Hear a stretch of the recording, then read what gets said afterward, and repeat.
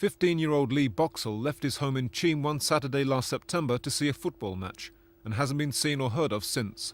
He left behind a family now tortured by hope and frustration. His parents, Christine and Peter, have kept his room, a typical lad's room, just as it was that last day, believing it's only a matter of time until Lee comes back. To help that return come sooner, they've distributed thousands of posters, and they've written to football clubs, including Lee's favourite, Sutton United, asking him to publicise his disappearance.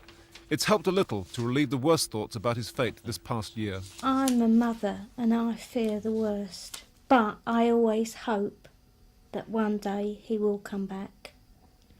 We can't come to terms with this loss because unlike when a child dies from an illness or from an accident, we don't know what's happened to Lee, so we don't know whether to grieve or not. And every day we go through this for our minds as to what's happened, and it's just tearing us apart, really.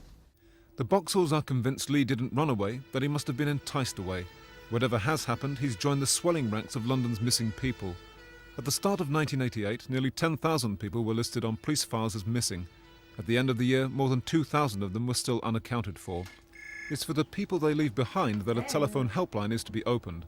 It'll be run by the trust set up in the memory of estate agent Susie Lamplugh, who disappeared 3 years ago. Who do you ask? Where do you go to?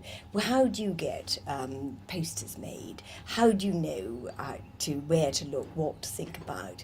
You see, it's an enormously prolonged problem. It isn't just a short problem. It's something that doesn't go away. It isn't as though you've had a murder, because you don't know if there's been a crime. You don't very often know if the person has decided to go.